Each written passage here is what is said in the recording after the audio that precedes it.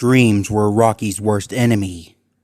Dreams were unstoppable, emerging from the darkness to greet him in his slumber. Dreams carried memories of trauma and fear, gleefully reminding him of the horrors left behind, and never, ever let him forget. It was remarkable for a soldier to be so scared of nightmares, a mere mental image compared to the real bloody action he saw almost every day. Perhaps Marshall was more in that region, but he'd soon get used to it surely. Rocky would never get over the nightmares. Small power naps were all he could use to get by, whenever he could quickly catch one. It was the only way to rest without slipping deep enough for a nightmare to drag him under. Other soldiers would commonly catch him drifting in and out in the canteens, or nodding off in the vehicles en route to missions, precisely the reason Chase preferred to drive. Rocky didn't know if his shepherd brother did it out of kindness to let him sleep, or because he didn't want to die in a car collision thanks to an idiot mixed breed falling asleep at the wheel. The only opportunity he had today was the large military van flying down the hallway, delivering them all to the mission at hand. He had taken a back site in its passenger hold, a good place to lean against the wall for a nap. That was, if his comrades were willing to shut up for even 4 seconds. "I know the target, actually." Chase spoke up, caught in a conversation with a few others. "Saw him on the news. Pretty icky guy. Kinda lame, no family. A loser, sorta." He chuckled at his own joke, ignoring the eyes rolling around him. "Can't wait to break down some walls. Hey Rocky, can I?" "No." Rocky shut him down. "You can't tase someone if they surrender. That's a war crime." He flicked his eyes over to his brother, struggling to understand his unquenchable need for action. The shepherd waved him off. "Oh, don't tell me all the authority has gone to your head. You may be captain, but you still know me. I want to keep this clean, Chase. It's an in and out, and we won't have any explosives on us." Fine. Chase shook his head dismissively. "But I'm still using stun grenades." A husky sitting nearby laughed at him. "Right, because we know how effective you are with those. It was one time, Leo. You were blinded for 3 hours." While his subordinates bickered with one another, Rocky had to physically turn away to restrain himself from strangling someone. Brothers to him, maybe, but it was annoyingly obvious some preferred the fun of kicking in doors than actually apprehending the perpetrators. Chase had never wronged him before, at least not for a long time. Surely he wouldn't start now. "All right, all of you shut up and listen to me." Rocky stood up, addressing the team. "We'll be arriving on scene in 5 minutes. Target is suspected to be hiding either in the upstairs guest room or likely behind a hidden wall." He spoke flatly, shaking away the exhaustion that pulled at him. "Me, Chase, and Leo will infiltrate via the front door. Paige, Burton, and Strap will take the backyard. I do suspect he has captives around the house. So weapons tight and check your fire. I don't want to take home a horror story to Bella." "How many captives?" Paige tilted his spotted head. "We aren't sure, but we need to act fast before he moves again." The mix shrugged. "Again, no explosives. We don't know where anyone truly is in here." The world around them slowed to a stop, a signal they had arrived at their location. The 6 quickly suited up, zipping up their jackets and strapping into their military vests. 6 pop packs hung from the ceiling, black and carefully concealing their weapons within. "Ruff! Holster!" Chase barked, and a metal arm extended out of the side, clamping its waiting fingers. Its hold quickly met the handles of an assault rifle, standard issue for the ACG. Once every soldier was suited up and swiftly armed with lethal weaponry, the back doors of the vehicle opened, and the hounds were released. Rocky landed in the grass, crouching low under the clear night sky. He pulled his mask and goggles over his face quickly, and his 2 followers mirrored him. The other 3 crept off into the darkness, taking the long way around to flank the house. Clicking the safety off his rifle, Rocky quickly gestured with his paw to move forward. They moved like jaguars in the tall grass, stalking low in their approach as if the house was lingering prey. "Leo, your white fur is clear as day," Chase whispered over his shoulder. "You ain't blending in with anything, even at night." "Up yours, Shepherd," came the husky's quip. Paying them no mind, Rocky carefully stepped up onto the wooden porch, the old wood creaking under his paws. He twitched at the sound, fearing any little noise would expose them. "Slow and steady," he repeated to himself. Every minute little detail had to be perfect. He gently came to the door, Chase and Leo firmly keeping behind him with moving eyes. Rocky placed his paw on the door, carefully pulling it open. "Entering the house now." Keeping the nose of his rifle forward as he opened it, his eyes fixed forward into the interior, his breath bated. He was met with a dark, eerily normal hallway, adorned with a dusty shelf and red carpet, like whomever had once lived here was long gone. All lights were off, shrouding the building in a foreboding darkness that hid all that moved within it. The dark was useful, Rocky knew, but it didn't pick sides. If they could hide, the enemy could too. "We've entered the house," Paige's voice came on the radio. "Sweeping the back side now. I hear voices." Directing his comrades with paw signals, Rocky's squad seized the nearest room, moving at a meticulous pace to keep their eyes trained on whatever faint movement they could catch. Glancing through the doorway weapon first, Rocky's quick scan yielded no results. The room was empty, save for a scratched-up wooden dining table. Idle plates laid across it, but it was obvious no one had properly eaten on the thing for months. "Dining room clear," Rocky muttered. Paige followed after. "Back living room clear." Rocky was sweeping a completely empty room when Chase's voice came on the radio. "Rocky, I found a captive Labrador puppy. Do we have time to get him out?" The mix took a second to answer, skimming each corner of the room for anything hiding in its shadows. "Maybe. I think so. Leo, take the puppy back to the van." "On it." In the meantime, Rocky looked up at the ceiling, remembering what he'd seen on the blueprints. "Chase, meet me in the foyer. We're taking the upstairs. Burton, Strap, cover our 6. Paige, secure the bottom floor in case someone tries to sneak by us. We've done this at least 100 times. You guys know the drill." For all the countless times he had kicked down doors, thrown himself through windows, and stormed rooms at full blaze, he assumed he'd get used to the pounding unease in his mind by now. Chase was moving at a much faster pace, sporadically checking corners and pointing his weapon in spastic directions. He shouldered through whatever door was in front of him, scanning each room in milliseconds with frantic eyes. He pushed into a walk-in closet, shining a flashlight over the piles of clothes, until he spotted a tail hiding under a shirt.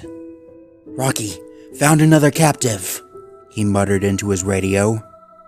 "Hey, you!" Chase nudged the tail, making the puppy skitter farther into the darkness. "Hey!" he hissed. "Kid, it's not safe! You need to come with me and—" He stopped mid-sentence, thinking over the words he just spoke. "Actually, that might be the safest place for you to be, as long as you can stay in there for a few more minutes." Quickly glancing at his sides, he knew he had to get a move on to take the second floor. "Just stay there. I'll come back for you." The puppy briefly peeked out at him, exposing its fearful eyes while it backed further into its safety corner. Chase squinted, seeing it was a cockapoo pup. A terrified cockapoo pup with brilliant blue eyes. Spotting the captive, an alarmed flare struck Chase, making him flinch with a slightly twisted expression. He pushed it away in an instant, returning to his composed self, but the feeling had struck him deep. Keeping his breathing steady, the shepherd moved on with haste, struggling to recollect his focus. He met Rocky in the cleared foyer, taking position below a set of stairs. "Have you cleared the rest of the rooms?" Rocky said with a whisper.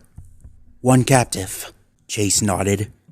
Without thinking, his mouth went on autopilot.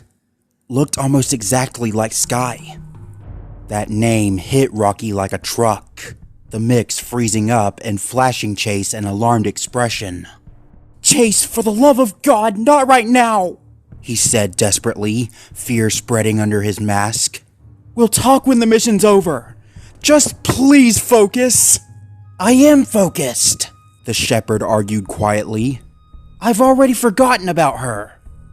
He was thankful the mask expertly hid his face, so Rocky couldn't be allowed to see the distress storming his brother. "It'll go away," Chase told himself in his mind. It always went away eventually. The static went away, so the thoughts should too. But they never did truly leave. They just left a little longer each time, always coming back with their crooked grins, ready to irritate their host to no end. The duo moved up the stairs, their two followers closely watching their backs. Rocky hit the first room they came across, and although it was empty save for an idle bed and dresser, he could clearly hear someone talking nearby. They seemed frantic, pacing in circles, muttering to themselves. That had to be him, Rocky knew, motioning for Chase and Strap to gather huddle outside the door. Creeping up slightly, Chase put his ear to the door and listened inside. "I can't go back!" came a muffled voice inside. "The ACG is in my house! What am I supposed to do?" "I say we found our guy." The shepherd nodded to his brother and tightened his stance like he was about to spring. He slipped back to the side as Rocky approached in the middle. "Time, 2:43 in the morning," Rocky spoke into his collar. "We found Harris Veldhoven. Breaching the room now." He wordlessly counted down from 3, making sure Chase and Strap could see his paw signals, then violently slammed the stock of his weapon into the door, loudly breaking the lock and flinging it open. Wooden shards flew inward, spraying across the floor and carpet. He charged through like a warrior in battle, Chase and Strap quickly following him inside the guest bedroom. Harris was undoubtedly there, taken by complete surprise as his room was infiltrated. The sudden explosion of impact made him jump, dropping his phone to the floor and sending him into a flight instinct. What Rocky saw immediately was a whole other puppy being kept in the room, another captive to deal with. Scared into impulsive action, Harris took one look at the infiltrators and panicked for his life. "Harris Veldhoven!" Rocky snapped, pointing his gun. "Get away from me!" Harris barked, snatching the neck of the puppy and holding him against them. He pulled a knife in an instant, putting it to the puppy's throat. The small dog yelped at the snatching, fidgeting at the blade's touch. Chase and Strap drew their weapons instantly, strafing to the sides of the room. "Put him down, Veldhoven! This isn't worth it!" "I said get away from me!" said the border collie again, moving backward with the infant. "We aren't going anywhere! Put him down before things get worse for you!" The shepherd growled, his crosshairs firmly on the suspect. Burton and Leo quickly slipped into the room, also training their weapons on the collie. He was completely surrounded. Visibly nervous from the increased presence, Harris stepped back again with his hostage, glancing at the bed next to him. "I'm not doing all this again! I won't! You can't make me endure everything all over again! You brought that upon yourself! Chase shot back at him. Rocky took a small step forward. Harris, listen to me. This isn't worth it. He maintained his composure with the threat, careful not to let his racing heartbeat expose his uncertainty. We all know what's going to happen here. The best outcome for you is to come with us quietly. I said I'm not going anywhere with you! You don't have that choice anymore. Chase spotted a small detail in the room and hastily whispered into his radio. Rocky, there's a gun on the bed. The five quickly sharpened their postures, maintaining a semicircle around Harris with all eyes and crosshairs on him. The fugitive held his hostage close, glancing at the bed again. You don't know anything about what I went through in life! You think I wanted to be this? I don't think anything, Rocky said, trying to be reassuring. My job is bringing you where you need to go. Just trust me, dog to dog. The best outcome here is you coming quietly. I tried to change, Harris said, his voice slightly breaking. I did everything they told me, but they rigged the system so you lose. It's impossible to win. It's too easy to make a mistake with too big of consequences. Harris, keep it together. Chase took a step forward. Gradually, the team began cornering him beside the bed. And those who did try to win the system, Harris said with a growl, just had their lives sucked away into nothing. We walked the earth, sure, but we had no freedom! Every day was always another ordeal! And for what? Just to live another day? Harris, Rocky held out his paw. I'm not going back! He snapped at the soldier. Maybe deep down I never really wanted to hurt anyone, but I will never go back! His grip on the puppy slipped slightly, a window the dog seized almost instantly. The puppy wiggled out from under his arm, escaping his captor and fleeing the area. Paige, there's a puppy coming down the stairs. Chase reported in quickly. Harris, listen to me. Rocky was growing agitated. This isn't worth throwing your life away over. You still... He was cut off as the suspect spoke over. Still what? Still have a chance? They already gave me a second chance and rigged it for failure! My life is thrown away! Has been for years! His eyes flicked over to the bed. There's no more for dogs like me. We're just cannon fodder for animals like you. The captain could already see what was coming. Harris, don't. But maybe... Harris glimpsed at the bed again, resignation in his face.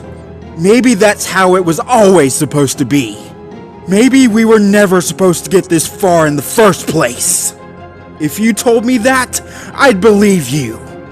He flashed Rocky a hard stare. Well, congrats. You win. You put down the monster. Now you can go home and be loved. There was a split second of silence, the room bristling with tension as one awaited the other's move. Harris took a final look at the bed and back at the soldiers, making his decision. Don't! Chase barked. Harris sprang for the bed, grabbing the handgun in his teeth and arming himself. Screaming with fury, he aimed it forward to attack the infiltrators. A typhoon of cracking pops split the air as all the dogs opened fire, gunning down the border collie where he stood. Blood sprayed behind him, painting the wall and floor as his body was torn through. Harris, a very respected individual, now fell dead into a crumpled heap of mistakes and regret. Target down, Rocky sighed, lowering his weapon. Lethal force required. Could it have been any other way? Leo looked over at him. Dude was messed up.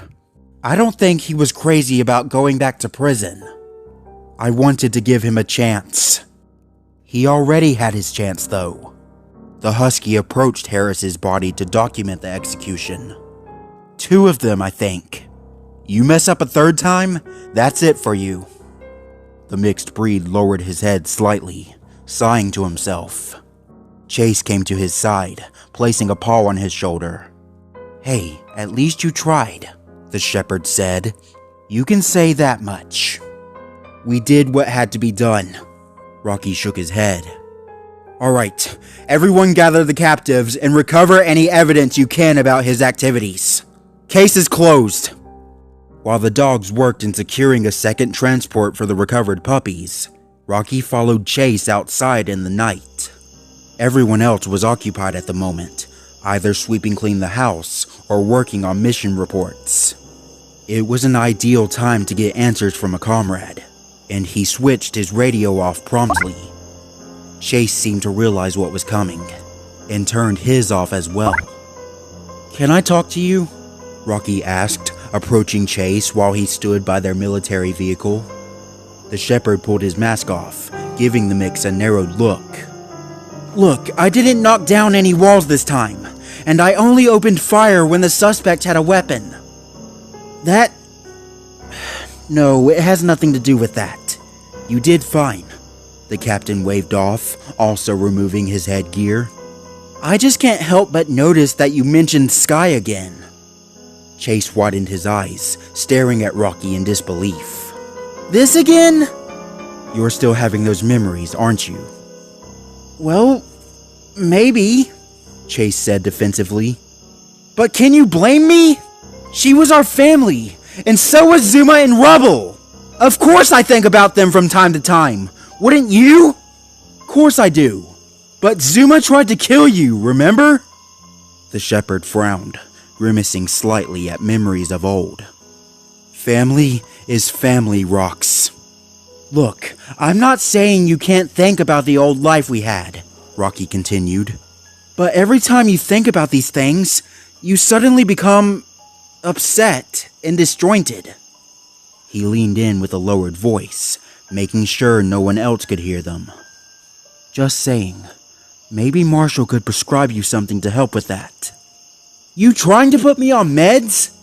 It was a suggestion. Look, I don't need you to tell me what I feel! Chase flattened his ears, hissing at his brother. And for the record, I'm not upset, and I'm not disjointed. What happened in Adventure Bay changed everything, he said disdainfully. So excuse me if I still think about certain events that refuse to leave my mind. Growing exasperated, Rocky returned the aggressive look. You think I don't think about it? Excuse me, I was there too! You weren't the only one that witnessed traumatic events. You don't act like you do. It's called suppression, Chase. You just have to learn how to put on a brave face, especially when others rely on you. Like how I rely on you to get these things done without any possibility of screwing up. I'm not screwing up! The shepherd barked. I have no capacity to screw up. In fact, I'll be the best soldier the ACG has ever seen in their life. Well, that's a bold claim. Maybe, but I will. Chase puffed out his chest. You'd think Cyrus himself trained me. He kinda did. For a few days. This guild is all we have, you know. His voice dropped faintly. We owe it to them to be the best we can be, you know.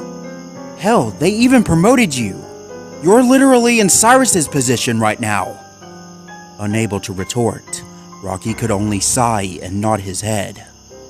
Maybe, but I'm still worried about you. We've had this conversation before, but it's becoming more frequent, he said, shuffling his paws.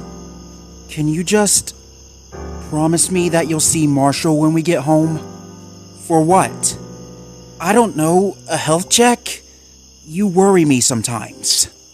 Chase opened his mouth to argue, but closed it, understanding his brother's concern. Rocky could have easily pulled rank and simply ordered him as captain to see the medic, but it never came to that. A faint smile lit up Chase's face, happy that after everything, There was still a dog in the world that cared about him. Alright, he nodded. I'll go see him.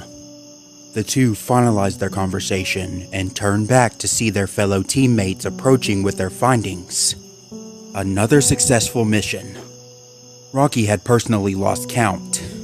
Both he and Chase were forever grateful to be giving their second chance life. But as time went on, great worry began to encompass them both. A glimmer of dread seemed to follow them in every step, forebodingly warning them of something on the horizon. Rocky was perfectly sane, he told himself over and over, and Chase was stable enough. Why wouldn't things go awry? The past needed to stay in the past. The memories needed to stay memories, no matter what happened.